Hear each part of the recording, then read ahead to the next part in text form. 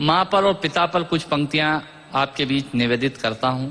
आप यहाँ जितने लोग बैठे हैं, मुझे नहीं मालूम कि किनकी माँ जीवित हैं और किन्होंने माँ को खो दिया, पर मेरा व्यक्तिगत मत यह है कि जिनकी माँ जीवित हैं, जिनके पिता जीवित हैं, वो दुनिया के सबसे संपन्न लोग हैं, वो दुनिया के सबसे अमीर लोग हैं, वो दुनिया के सबसे धनाढ्य लोग हैं। 1 मिनट के लिए बचपन में लौटिएगा, याद कीजिएगा जब हम बहुत छोटे थे, माँ की गोद में थे, माँ का स्तनपान करते थे, तब माँ का एक स्तन मुंह में लेकर हमने उस माँ को दूसरे स्तन पर अपने छोटे छोटे पैरों से न जाने कितनी बार मारा, पर उस माँ ने हमें दूध पिलाना बंद नहीं किया। मित्रों, लात खाकर भोजन देने की शक्ति उस परमपिता परमेश्वर ने दुनिया में यदि किसी को दी है, वो सिर्फ माँ को दी है। माँ के अलावा ये ताकत किसी के पास नहीं है। मैं उस माँ की वंदना में कविता पढ़ता हूँ। याद कीजिएगा उन दिनों में जब हम चौके में, रसोई में बैठकर खाना खाया करते थे और माँ खाना बनाती थी। उस वक्त थाली पर बैठकर हमने जब भी इधर उधर देखा, वो माँ समझ गई और उसने नमक का डब्बा हमारी तरफ सरका दिया। हमारे बिना बोले को समझने वाली वो माँ, जब हम उसे खो देते हैं, वो माँ हमें बहुत याद आती है। वो माँ जो हमारे परीक्षा देते जाते वक्त दही की कटोरी लेकर शगुन बनकर आकर खड़ी हो जाती थी, उसे हम खो देते हैं। वो माँ हमें बहुत याद आती है। रमेश सोज की 4 पंक्तियां माननीय नेताजी यहाँ बैठे हैं, मैं पढ़ता हूँ। मुझे अच्छी लगती है कि बहुत रोते हैं लेकिन दामन हमारा नम नहीं होता, इन आंखों के बरसने का कोई मौसम नहीं होता, मैं अपने दुश्मनों के बीच भी महफूज रहता हूँ, मेरी माँ की दुआओं का खजाना कम नहीं। स्वामीनाथ पांडे की 3 पंक्तियां सुनाता हूँ। स्वामीनाथ पांडे ने 3 पंक्तियों का उपन्यास लिखा। अमिताभ जी बैठे हैं, जया जी बैठी हैं। 3 पंक्तियों में पूरा उपन्यास लिख दिया उसने। लिखा, एक विधवा माँ थी, उसके 2 बेटे थे। एक बेटा नीचे वाले माले पर रहता था, दूसरा बेटा ऊपर वाले माले पर रहता था। विधवा माँ 15 दिन एक बेटे के यहाँ खाना खाती थी, विधवा माँ 15 दिन दूसरे बेटे के यहाँ खाना खाती थी।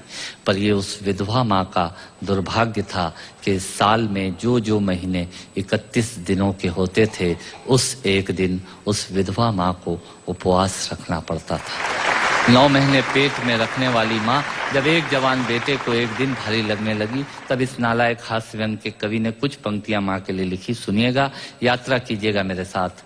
माँ संवेदना है, भावना है, एहसास है। माँ संवेदना है, भावना है, एहसास है। माँ जीवन के फूलों में खुशबू का वास है। माँ रोते हुए बच्चे का खुशनुमा पलना है। माँ मरुथल में नदी या मीठा सा झरना है। माँ मरुथल में नदी या मीठा सा झरना है। माँ लोरी है, गीत है, प्यारी सी थाप है। माँ पूजा की थाली है, मंत्रों का जाप है। माँ आंखों का सिसकता हुआ किनारा है। माँ गालों पर पप्पी है, ममता की धारा है। माँ झुलसते दिनों में कोयल की बोली है। माँ मेहंदी है, कुमकुम है, सिंदूर है, रोली है। माँ कलम है, दवात है, स्याही है। माँ परमात्मा की स्वयं एक गवाही है। माँ त्याग है, तपस्या है, सेवा है। माँ फूंक से ठंडा किया हुआ कलेवा है। माँ अनुष्ठान है, साधना है, जीवन का हवन है। माँ जिंदगी के मोहल्ले में आत्मा का भवन है। माँ चूड़ी वाले हाथों के मजबूत कंधों का नाम है। माँ काशी है, काबा है और चारों धाम है। माँ चिंता है, याद है, हिचकी है। माँ बच्चे की चोट पर सिसकी है। माँ चूल्हा, धुआं, रोटी और हाथों का छाला है। माँ जिंदगी की कड़वाहट में अमृत का प्याला है। माँ पृथ्वी है, जगत है, धूरी है। माँ बिना इस सृष्टि की कल्पना अधूरी है। तो माँ की ये कथा अनादि है, ये अध्याय नहीं है, और माँ का जीवन में कोई पर्याय नहीं, और माँ का जीवन में कोई पर्याय नहीं है। तो